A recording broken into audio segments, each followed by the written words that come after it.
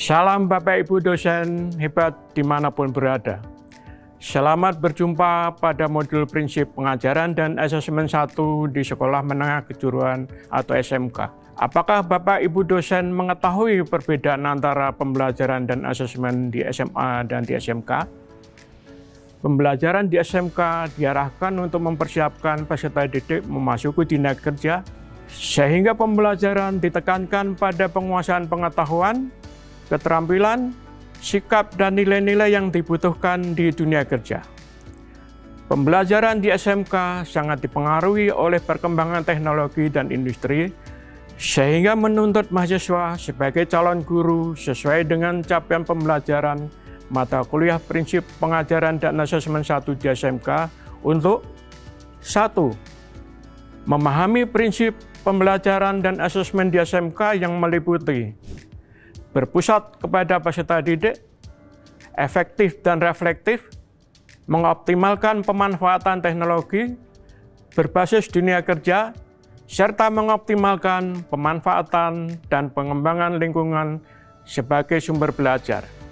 2. Menelaah prinsip-prinsip pembelajaran dan asesmen di SMK dalam merencanakan, melaksanakan, dan asesmen pembelajaran dengan berbagai model dan konteks pembelajaran, seperti project-based learning, teaching factory, kelas industri, dan kelas kewirausahaan.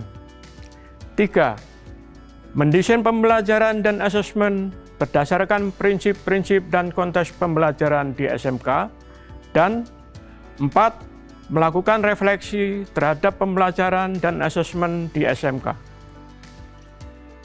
Bapak Ibu dosen yang hebat, prinsip pengajaran dan asesmen 1 di Sekolah Menengah Kejuruan ini terhubung dengan mata kuliah PPL 1.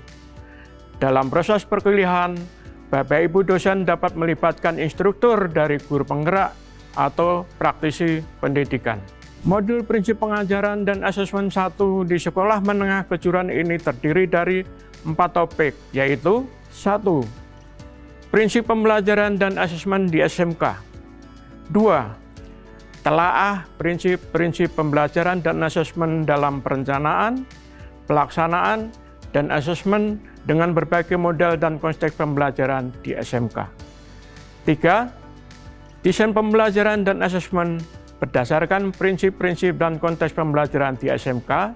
Dan 4. Refleksi dan tindak lanjut pembelajaran dan asesmen di SMK.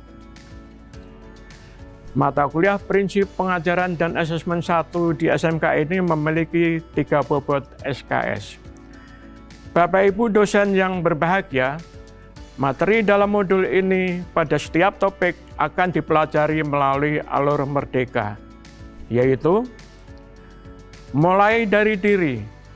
Pada setiap topik, mahasiswa melakukan aktivitas menjawab pertanyaan-pertanyaan pemantik berdasarkan pemahaman awal mereka terkait dengan materi yang akan dibahas. Eksplorasi konsep. Mahasiswa mempelajari konsep secara mendalam tentang topik 1 sampai dengan topik 4. Pada setiap topik, mahasiswa mengerjakan lembar kerja individu yang bersifat reflektif dalam lembar kerja yang harus dijawab dan diunggah dalam bentuk PDF ke dalam LMS. Ruang kolaborasi. Pada setiap topik, mahasiswa membentuk kelompok untuk berdiskusi dalam mengerjakan tugas pada lembar kerja kelompok dan hasilnya diunggah ke dalam LMS dalam bentuk PDF.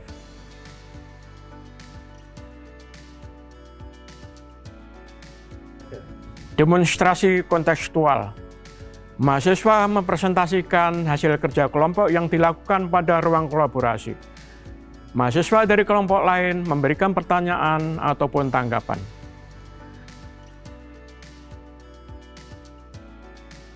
Elaborasi pemahaman.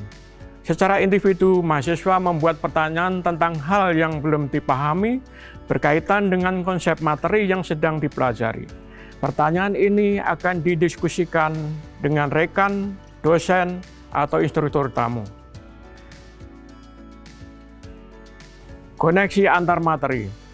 Pada setiap topik, Mahasiswa membuat hubungan antar materi yang sedang dipelajari dengan materi yang lain dalam mata kuliah yang sama, ataupun dalam mata kuliah lain dalam bentuk poster, infografis, peta konsep, video, atau yang lainnya. Kegiatan ini dilakukan dengan tujuan agar mahasiswa memahami hubungan antar materi secara komprehensif. Aksi nyata. Mahasiswa merefleksikan pembelajaran ini dengan menjawab pertanyaan-pertanyaan yang disediakan pada setiap topik, serta menuliskan rencana aksi nyata terkait dengan topik yang dipelajari apabila mahasiswa nantinya mengajar di kelas.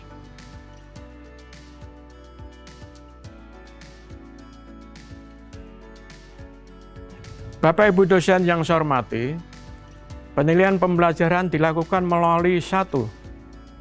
Lembar kerja individu, berupa soal esai argumentatif yang digunakan untuk mengukur tingkat penguasaan materi sebagai refleksi pembelajaran pada setiap topik. 2. Lembar kerja kelompok, berupa studi kasus, telah video, desain pembelajaran dan asesmen, serta refleksi hasil belajar dan asesmen yang digunakan untuk mengukur kemampuan mahasiswa dalam berkolaborasi, menyelesaikan permasalahan, dan mempresentasikan hasil tugas kelompok.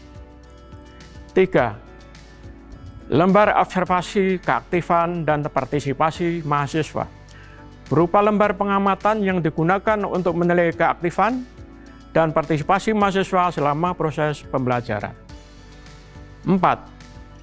Ujian tengah semester dan ujian akhir semester, berupa soal yang dikembangkan secara fleksibel oleh Bapak Ibu dosen pengampu, berfungsi untuk mengukur hasil belajar mahasiswa.